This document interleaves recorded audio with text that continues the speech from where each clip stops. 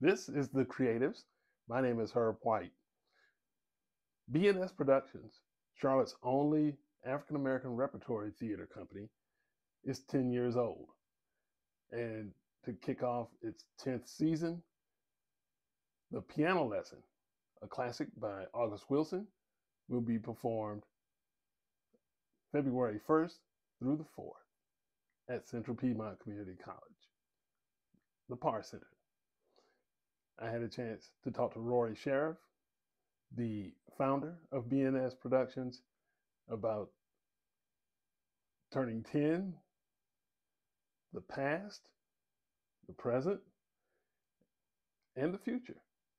You've got a whole lot of things going on, but obviously a lot of it is connected to 10 years of BNS Productions and, Absolutely, man. and your new show coming up. So let's talk about the 10-year anniversary. Yeah, man. Uh, are you, I guess, when you look back at it, are you surprised that, 10 years out, still here, still kicking? Yeah, it feels like yesterday. Like I'm blown away that we've been doing this as a company for 10 years. Still remember trying to make costumes ourselves in my backyard, spray painting costumes because we can't find the right color. So it's been one amazing ride, and I wouldn't change it for the world. The experiences, the people that we've met, that performed with us, that worked with us, it's been one amazing ride, man.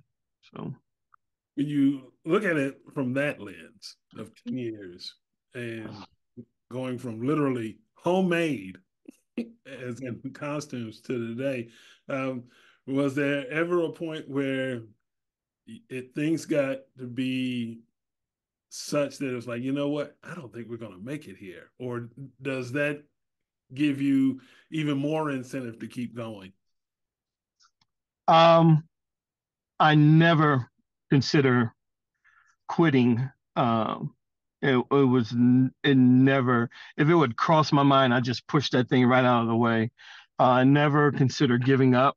Uh, Once this vision was given to me, I was locked into it, and just had the tenacity of a pit bull to do what we're doing now. Um, just never crossed my mind to give up. Um, there's so many opportunities and opportunities for us, but the necessity for us in Charlotte right now is really, really, really high. As an African American repertory theater company, there is no other. We are the face. Unfortunately, we are the face of African American theater here in Charlotte. So we are standing on shoulders at the same time paving ways.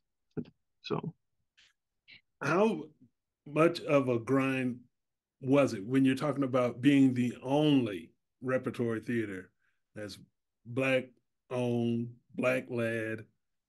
And did you ever run into stereotypes? And I know that when black folks step out and do something that's not necessarily considered in the mainstream of blackness or doing stuff that black folks are supposed to be doing, did you ever run across any of that? And what was your response to it? um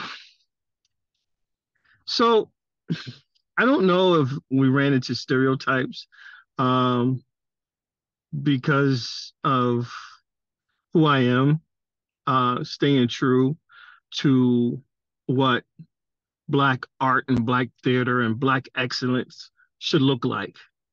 Um, so, we, although we are a black company, we are an excellent company.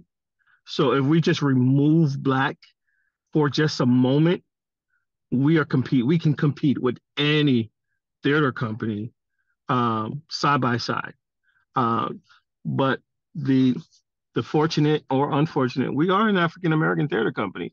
And so we do face things as far as the company exists because there is a um, lack of spaces for actors to act, lack of shows for actors, African Americans to act as a whole, lack of Black stories being told or being told properly, lack of spaces for Black technicians, for Black stage managers, Black directors, um, um, set builders, designers. So usually when we fill those slots, and unfortunately when those slots are filled, is usually around this time of the year, February. That's when all the actors can act as a whole because majority of theater companies are doing Black shows for Black History Month. Uh, our job is we're doing Black shows, we're telling Black stories 365 days a year. Um, so that's the fortunate for us. But I've been seeing there's been a little bit an effort with other theater companies here in Charlotte. They've been coming through, producing more Black experience shows. Well, not enough, but they have been, and our Black actors are working. So hats off to those that are trying to make the diversity leap and being true to that. So you have this wealth of experience that you've gained over the years. What is the one thing that you would, if you could reach back in time and tell Rory Sheriff 2014, this is what you need to do to give yourself fewer headaches and fewer sleepless nights? What would it be? have patience. Have patience. Um, yeah, have patience. Because being a visionary, when you get the vision, you got the big picture. I'm a visionary, so I get the big picture. I know what it looks like to where we're going, but I have to remember to take these small little steps to get to where we're going. Sometimes it's taking small steps. Sometimes it's taking leaps and bounds. Sometimes you're sprinting, and sometimes you got to crawl. Um, so just having patience um, is a key because I want to run and I want to get this done because I see the big picture and I need everybody on board and moving at the same pace that my mind is moving. And unfortunately, the tough lesson is that people aren't locking in. You're the only one that has this vision. So you have to speak other people's language and let them and make them understand where you're going and what you want to do. And sometimes that takes time and sometimes it takes patience. It's kind of like, being handed a PhD and you have to teach Head Start. You have to throw all that away and you have to come down to the level of the Head Starts children and really walk that through. So I'm not saying that about, it's not calling the actors Head Start, but sometimes it feels that way because when you got a vision and you just want to run to the vision and tell everybody, come on, let's go, let's go. And they're not moving at that pace. So you have to explain to them why you're moving at that place and what this big vision is and what's the outcome.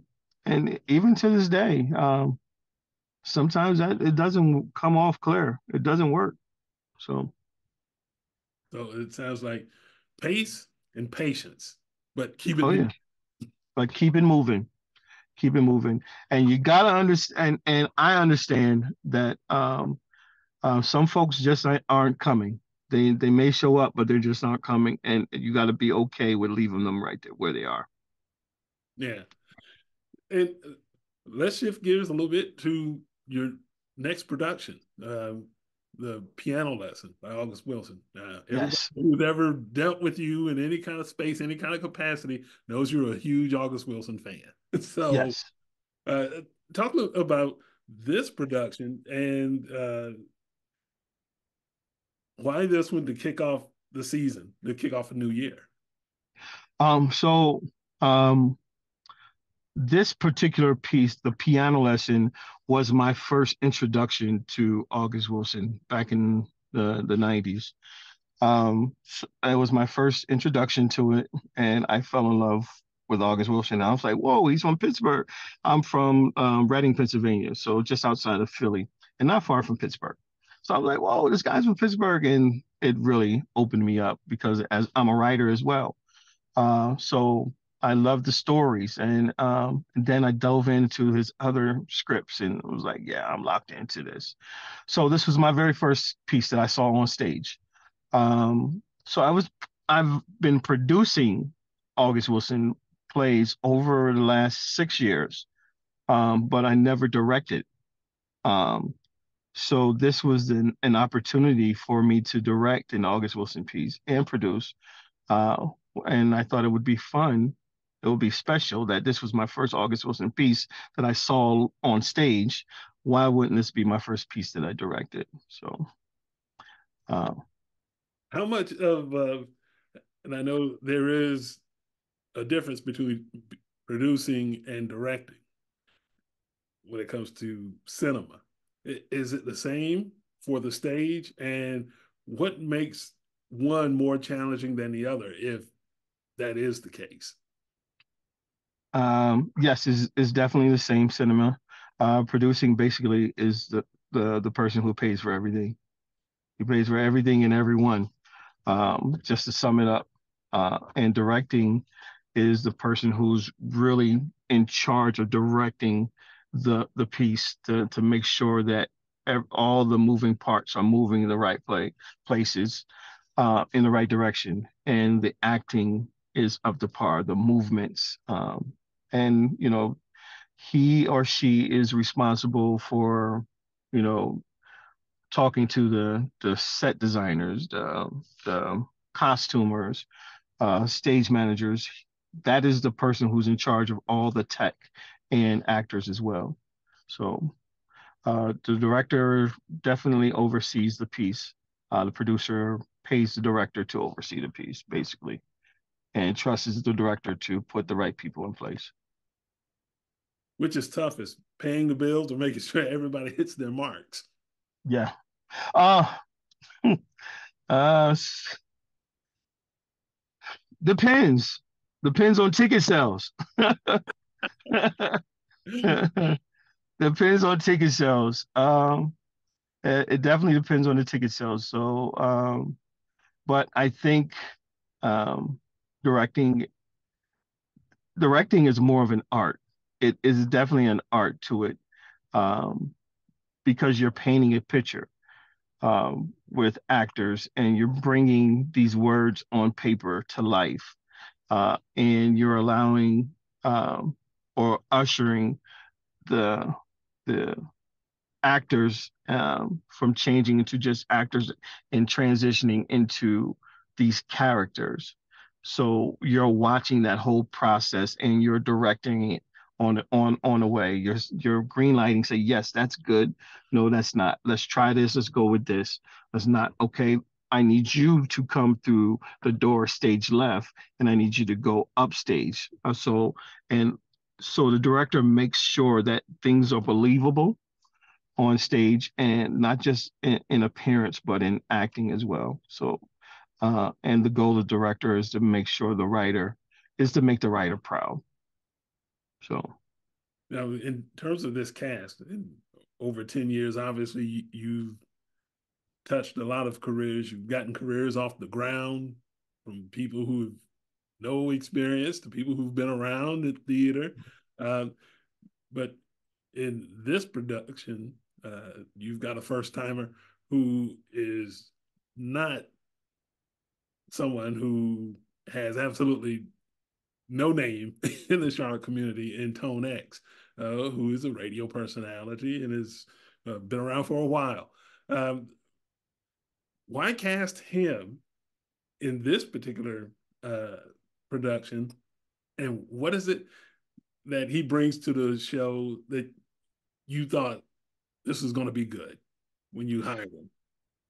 great question. Great question. So, Tonex and I have been friends for many years. I also am a former radio personality as well. So, we kind of worked with each other as well. But over the last couple of years, of doing plays, Tone will bump into each other, and Tone was like, "Man, you need to put me in one of your plays," and I'm like, "You're not serious." I can, I would think in the back of my mind, I can probably find a small role for him, and I can just make it happen. But just knowing who Tone X is personally, and knowing the character that I casted him for, which is Whiny Boy, it was a good fit. It clicked in my head like Tone would do well. He has the mannerisms. Can I coach him? Can I direct him with this role? So I reached out to him. I said, I'm gonna take you up on that offer. I got a role for you. So it came at a time that we both were serious, and so the stars lined up. So I brought him in, and I just wanted to see him read uh, for the character because his voice and his mannerism can do the character. I know for a fact, but can he act was my big thing. So brought him in, and he read well. He read really well. I was like, good, good. I can work with that. But there's a song the character calls for him to sing, and it calls for him to play the piano. So Tone saw that. He said, you gonna want me to sing this song?" I said, "Yeah, sure. Let's see what you got." I was just joking because we can do things, for theater and kind of, you know, um, cut the song short or have somebody else sing the song. So there's a piano where we auditioned that. So he got behind the piano and he started playing the piano and he started singing the song. I was like, "Oh my God, I got my whining boy. I got my whining boy." And from there, we just build and just, I kept giving the history of the character and breaking the character down for him step by step. And he showed up every day. And he's eager to learn. This is something he's never done. So, it's exciting to him as a 50-some-year-old man. It breathes life into him, and gives him an opportunity to breathe life into the character. Not only that, he stated that the character reminds him of his dad. So he said, "Man, Whiny Boy is my dad. I'm just acting like my dad." So it gives him an opportunity to pay homage and honor to his dad at the same time. So it was a perfect fit.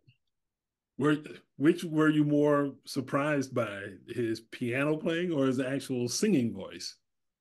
The singing, the singing. I was pleasantly surprised with the singing. I was like, "Oh my God." So this was the universe. This was God coming together to create this moment. So when you get a message like that, it's God. It's heaven sent because I had no idea that Tone can sing or play the piano, and this character calls for it. So it's heaven sent. That's all I can say. Yeah. That'll be good for box office, which Yeah, yeah. the producer proud. Oh yeah, oh yeah. And so when you talk about this production, August Wilson, he obviously, being a Pulitzer Prize winner for his writing skills and everything.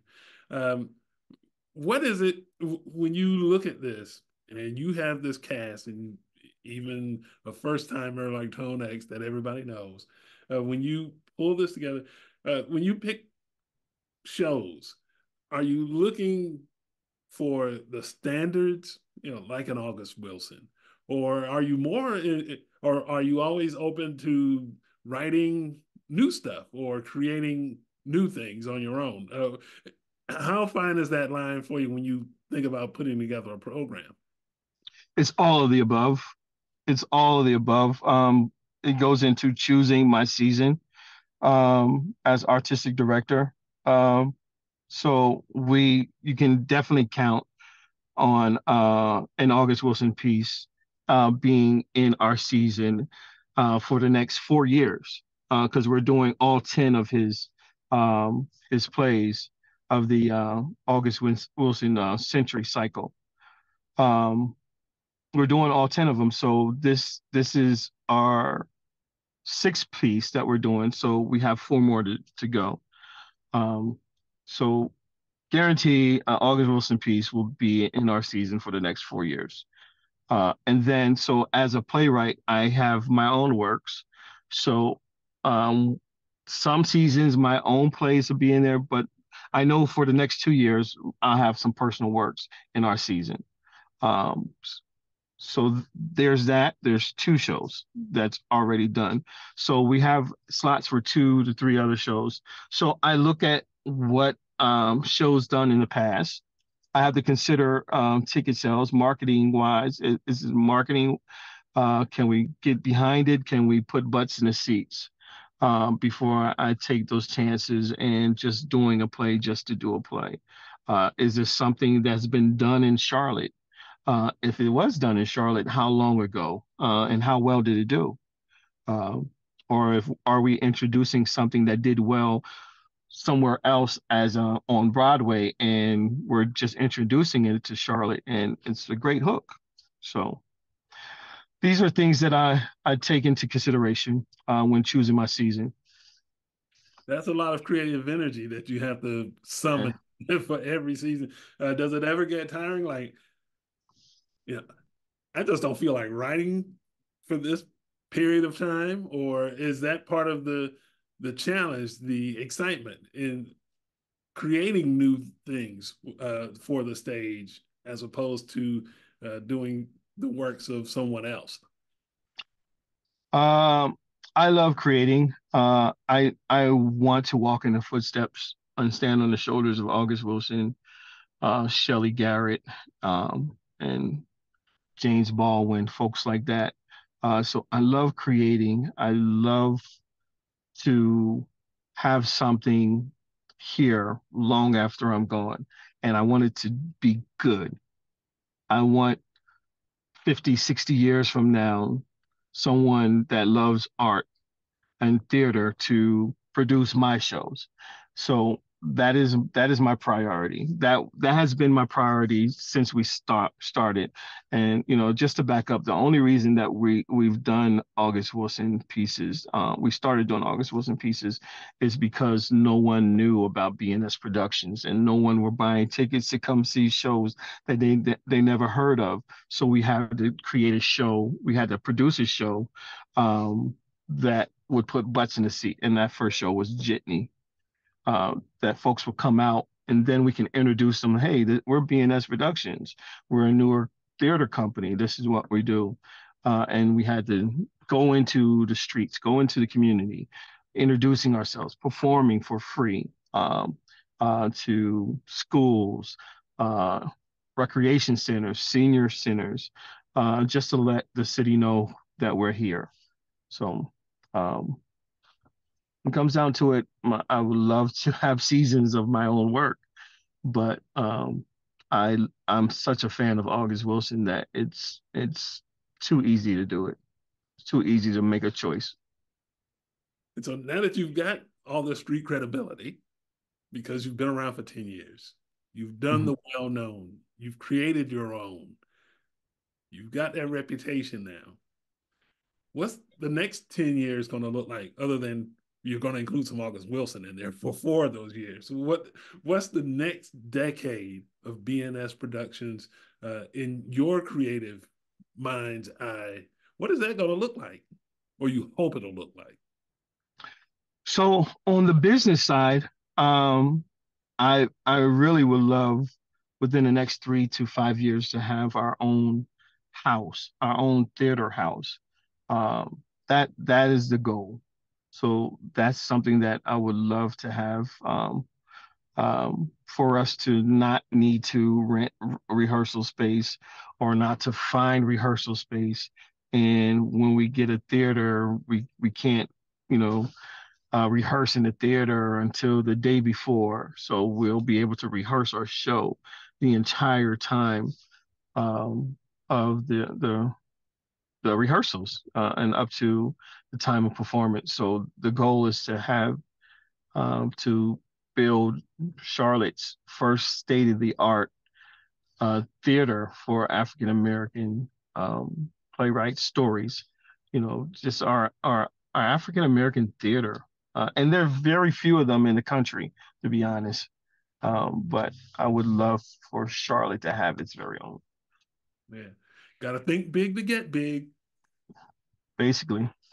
Okay. All right. Well, Rory Sheriff, thank you so much for talking to me today about BNS Productions, its 10th year, and the piano lesson. And that's February 1st to the 4th. February 1st to the 4th. An amazing cast, a strong cast, you know, like you said, Tone X, but we have some of the best actors that Charlotte has to offer right in this play. And we also have another introduction. We have a young lady who is 9 years old. Her name is Grace Troy. So she's making her big stage appearance with BNS Productions. And, you know, we also have, you know, some really cool people, some award-winning folks. Dominic Weaver, who won the MTA award for Best Actor, which is awesome. So that's some really, really cool folks in this piece. Sounds good. And that's over at the PAR Center at Central Piedmont Yeah, Community. that's CPCC. Yes, sir. All right. Well, thanks so much. I appreciate everything. Congratulations on first decade. May you have Thank you. a few more decades leading the production company. Thank you, sir. Appreciate it.